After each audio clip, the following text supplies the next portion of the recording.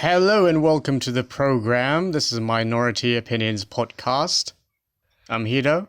And I'm Guy Ricardo Rodriguez. Jesus Christ. What? I don't like that name, Guy. Guy? Like what? Why would you name somebody a guy? I don't know, but in the streets, my gangster name is Mr. Distant. They call me Ricardo Mr. Distant Rodriguez. Okay. Because if anything heavy goes down, I'm always distant away from it. Cool. That's my gangster name. Come on, man. That's cool. Like, you'll be like Hito the Matcha. I don't know your last name. That's very racist. Jesus. Okay, fine. What? Well, fine.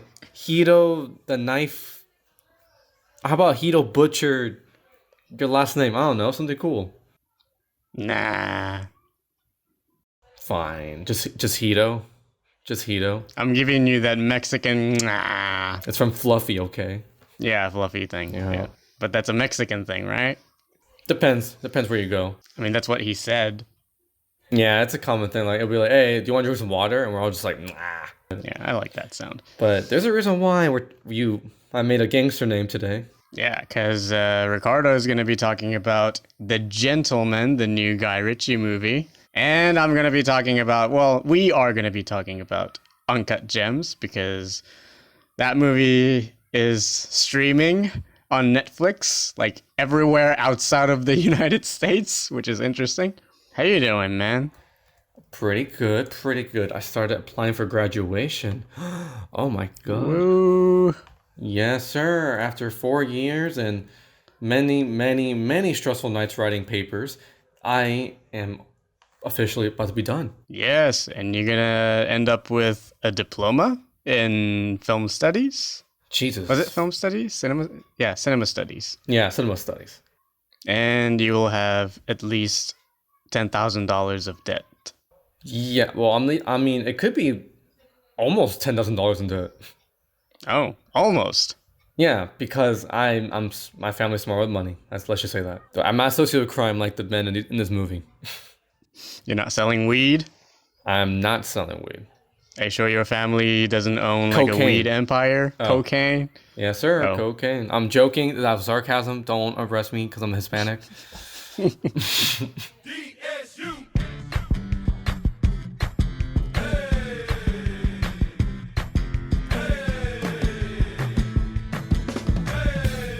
It's so beautiful today. I wanna go outside and play.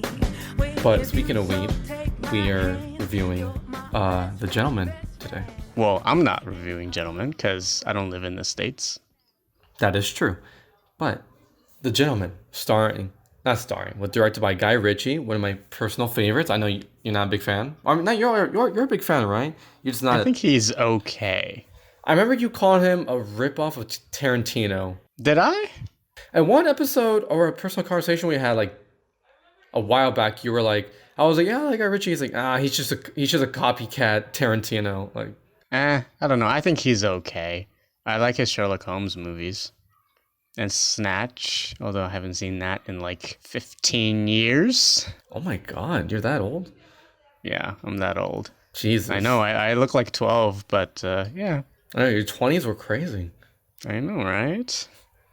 Well, Guy Ritchie, such films Lock, Stock, and Two Barrels, Snatch, both Sherlock Holmes films, and that's all we care about at this point. Yeah, because Aladdin sucked. But now, Guy Ritchie has come back after a long series of mediocre films, probably, to go back to his roots, the British gangster film.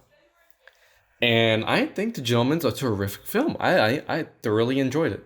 It's about Matthew McConaughey. He plays this guy named Mickey, and he's about to retire from the game. He's not going to be the main weed guy in England anymore. Well, England, I think, yeah. He's not going to be the main weed guy anymore, and he's trying to like get rid of the game, get rid of the weed company. But then a bunch of other gangsters are trying to get in on it and buy it off of him for a cheaper price. So the entire film, it's just them trying to acquire his estates and his assets. And I think it's really well done. Guy Ritchie is the best when he does gangster films. That's what he knows best. And this film definitely has a colorful crew of characters. Like, it's the way it's set up, it's kind of like Little Women, where there's two like storylines that occur at the same time. There was the current one, but then there's one in the past, and they both like interlock at one point. It's like a little investigative film almost. Like it heavily utilizes like cross cutting. Like it goes from like, oh, did you hear a dry eye? And it goes to a cut of dry eye, like doing something like, yeah, the guy who does that. And then it shows you like the quick editing takes, like the way Richie always like does like quick information delivery. Like, okay, you gotta know who this guy is. He does this, and that. That's why it's called dry eye. Okay, back to the story. I think the editing's pretty well done in this film. Like, it delivers the information because there's a lot to take in. Like, the only thing I've had not problems with, but I can see it being difficult to understand is the information given on screen. And I usually lose track. Like, wait, who's this guy again? What's this guy's name? But it makes sure it does this cool little like gimmick where it has like a yellow Sharpie in the circles, like people's faces are like, this is dry eye, or like, oh, these two gentlemen. It'll be like two gentlemen, and it shows like these two bodyguards. It's like, these guys are big guys, and it's like, okay. I think he's very self-referential. Like, most of the movie is just Hugh Grant and Charlie Hunnam. Is that his name? Charlie Hunnam. Mm-hmm. Yeah.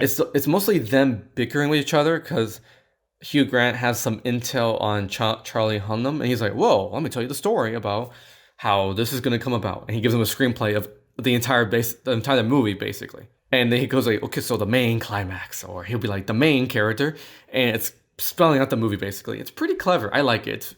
Hugh Grant, when they bicker, it's so funny. It's this, he'll just be like, oh, can I go take a pee? He's like, take your shoes off. He's like, yes, mummy. And like, they just make fun of each other. Like, the stove, and he touches it, he burns himself. He's like, it's a bit hot. He's like, no fucking shit. It's like, it's just funny bickering like that. Like, the dialogue is so witty and like just so snappy. I did mention it in my Letterboxd review, but there are segments where it's a lot of talking.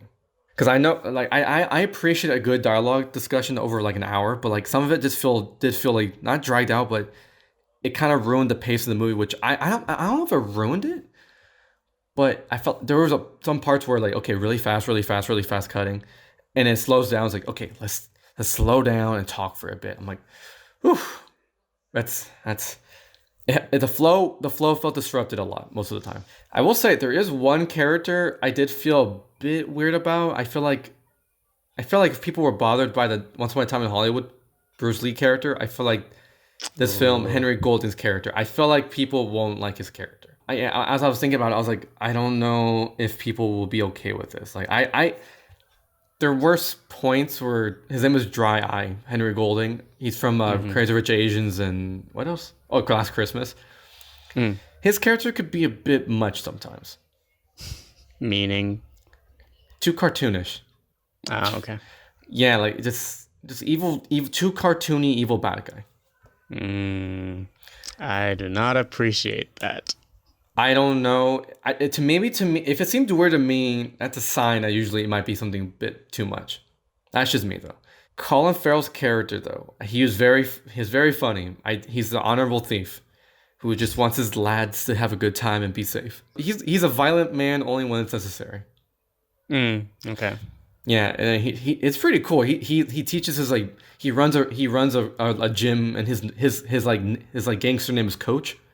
Because he's a coach of jiu-jitsu fighters. Oh, God. And then he wears like this, I don't know if it's like lacrosse or Lacoste. It's like the British Lacoste. And he wears these like really fancy jumpsuits, and he's like, come on, take a hit. And I'm like, oh no. And then he shows you what he could do. And I was like, oh my God, this guy's really British. Hugh Grant is hilarious. He's such a snarky guy. I just love his character. The way he just comes in, he like, the first on screen is like him shaking his glass. He's like, I'm a bit thirsty, mate. And I'm like, you asshole. And McConaughey he basically plays himself. Very smooth, very formal, violent when he has to. You know, typical manly man. Mm-hmm. I will say for the movie overall, I feel like it's a good gangster film. It's a solid gangster film. I just think that if you're not really used to the violence of like 90s-esque kind of films, like it's a very violent film. Don't get me wrong, it's very violent. Okay. And it's very British humor, which is a bit darker than American humor. So if people aren't really into that, I wouldn't recommend it. Do we hear the C word? Oh, yes, you do. It's hilarious to me. But to people who don't like that word, don't go see the film. Don't go see it. If you're not really into Guy Ritchie films, or you don't have an acquired taste for this kind of humor and violence, I wouldn't go see it.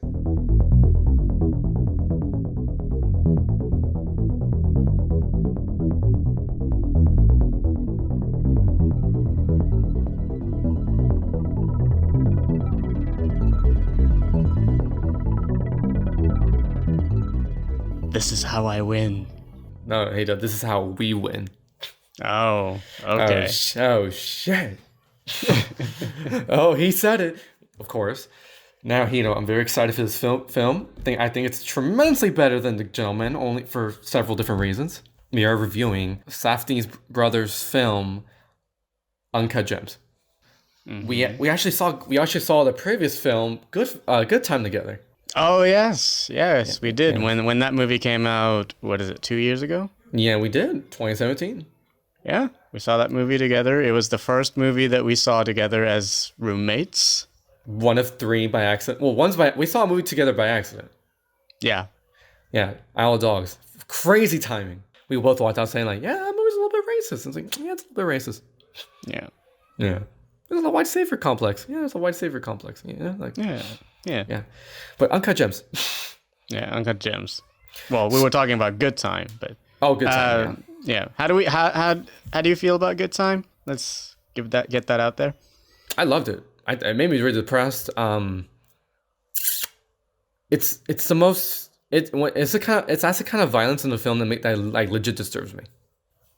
Okay. Yeah, like Gladiator stuff or like Game of Thrones stuff doesn't really disturb me. I'm like, it's it's the times. But then Safdie brothers, their type of violence and like grotesque imagery, it really gets to you. Yeah, they're really good at it. It makes you feel gross. Which Uncut Gems, it's just a blender of anxiety and stress. Yes. So, do you want to describe the plot? Okay, Uncut Gems could kind of get difficult. That's the only thing where I got lost. It's about this guy named Howie. He runs a diamond business, and he buys this black opal from Thailand, the gem. No, Ethiopia. Is it Ethiopia? Yeah. Ethiopia. And he's trying to sell this black opal for like an immoral amount of money. But then this basketball player from the Boston Celtics. Yeah, Kevin Garnett. Yeah. Kevin Garnett with his, a little entourage. One of them is like a Stanfield. Terrific man. And he's like, hey, let me borrow it. And he's like, okay. And then at one point he doesn't give it back. And he's like, I want it back. I'm trying to sell it. And that's basically the startup of the movie. And then it just leads to more and more horrific decisions that are terribly, terribly bad. Yeah. This movie is basically a series of bad decisions and unfortunate events. Yes. It's like, you watch this guy, Howie, Adam Sandler, best role he's ever done, probably ever. Yeah, no question. Let's get that out of the way. Adam Sandler is terrific in this film. Like, he plays such a snarky, untrustworthy, like, douchebag. Like, yeah, he's an addict. He's a gambling addict. Yeah, he just loves the rush of risk. His parts of his family life too. Like, it shows you how he's not a good father, but he's not a terrible one either. But then it shows you Julia Fox's relationship with him. Oh my God, Julia Fox. Yeah, she plays Howie's mistress. Yeah, she's a mistress. And it's culturally aware. Like, it brings a lot of life to the New York Diamond District. Like, I remember listening to an interview with, like, I'm not sure it was A24 or like the Big Picture show, but they were interviewing. They're like, yeah, no one, like, you see New York, it's always like downtown, the Bronx, Brooklyn, but you never the Diamond District. Like, apparently that's where the dad and their uncle worked.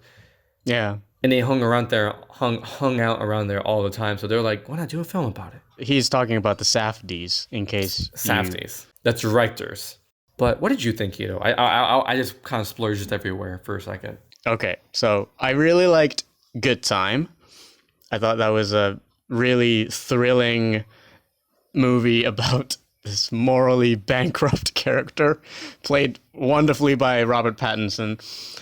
I gotta tell you, I hated watching this movie. I hated it so much. I appreciate what it was trying to do, and oh my God, it's a great movie. It's a great thriller. It's a, great morality tale. But man, I was so stressed out watching it, and I just wanted the movie to end. You do want it to end because he just makes these terrible decisions that lead you to think, this guy is going to get himself killed. He is going to go to jail. He is going to get, like, violently torn apart by society, financially and emotionally. Yeah. And you're just like, oh my god, please stop, and you really do care about him. Like Sandler, I don't know, he makes a good movie like every like what 5 years now, More like 10 years. because the last great movie he did was like the Meyerowitz Story, and that was like what 20 Oh, yeah. that was 2014, No, that's 2017. 2017. Oh, Jesus, but that was the last good movie he's done. In between those, good, actually good movies, there's like a 20 bad comedies. For every 20 bad, we get a 20 to 1 6-way parlay ratio. Howie is the most sympathetic protagonist that Safdie's movies ever had. Because Pattinson's character in Good Time, total douchebag. Oh my god, he is such a terrible man. This one is not as narcissistic as Pattinson's character. You are rooting for the guy even though he cheats on his wife, just hustling all the time. He doesn't pay back his money. Yeah, no, he doesn't. But you do want him to score big. And I think that's a step forward in the Safdie's storytelling.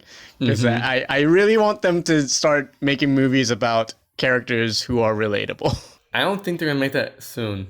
There are several moments where like Sandler's character, like you watch him on screen and he tries to be a good person like most of the time in the film. Like a lot of his motivations are for the positive, positive wise. But just the way he does it, it's just, okay, baby girl, what do you do? No, you don't have to do it that way. You could just hang out with your daughter. Go talk to your wife. Just don't sell your Knicks championship ring. Like, no, just don't do that. Through the conversations that Adam Sandler and Idina Menzel, who plays Howie's wife, Yes, sir. you get the sense that he was pretty awful to her. Yeah, I agree. It's not very expository or anything, but there is a scene around halfway through the film where they have conversations. And he is trying to make amends with her, and she just wouldn't take it. She's just God. It was the most humiliating scene in the film, probably. Yeah, but you do understand where she's coming from. Like, I get that he was probably really awful to her when, the kids were really young. And she knows that he has a mistress, and she probably has met her. Now I realize that what I said about what I just described is not exactly the trait for a sympathetic character, but he is a really sympathetic character. I think that's because, like, on paper, he's a terrible person, but the way Sandler brings that character out, this movie, I don't think this movie would have worked without Adam Sandler. It would not work. No. Because do you know who the runner-up was for this film was? It was either Jonah Hill or Harvey Keitel.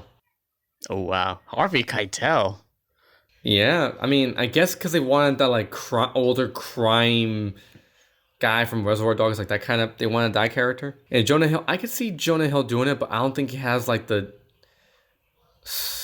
swagger that Sandler could bring to his character sometimes.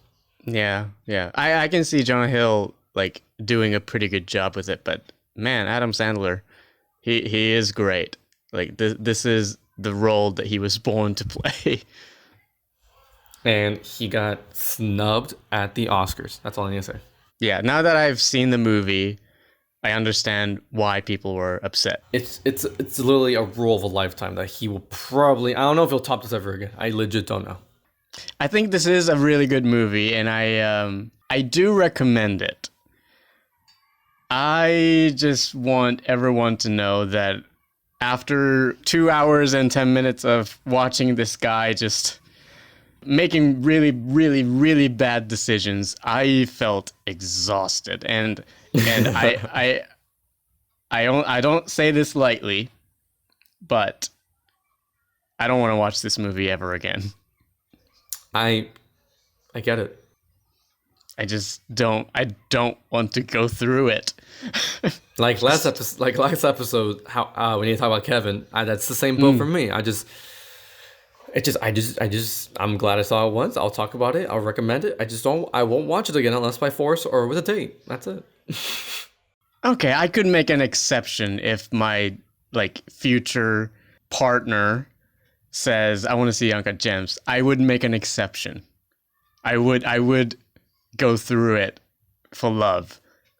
But oh my god. Like other than that, I just don't I just want to stay as far away from this movie as possible cuz it's so exhausting.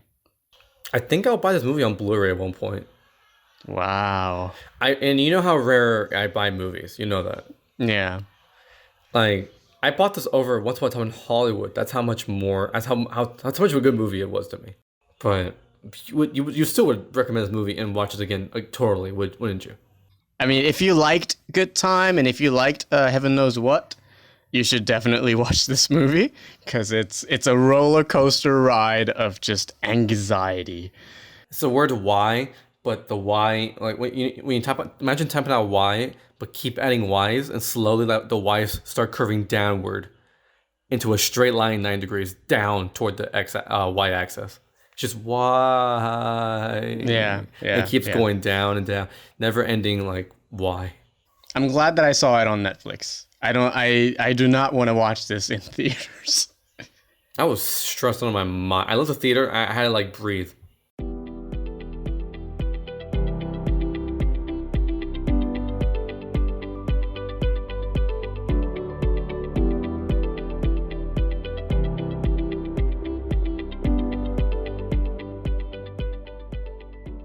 Well, thank you, Ricardo. And thank you for reviewing Uncut Gems with me and while listening to my banter on The Gentleman. And thank you to all of our lovely listeners. Go subscribe and review us on Apple Podcast. Follow us on Twitter at MinorityOPod. And follow us on Instagram on, what is it again? I don't remember it. Minority Opinions Pod. You can send us a letter at minorityopodcast@gmail.com, all in lowercase. And yeah, that's all we have for today. Drinks my whiskey. Time for me to take a nice drink and go to sleep. Yeah, do that. And then get a colonoscopy. All right. And thank you for joining us again on Minority Opinions Podcast. All right. Ta-ta for next time.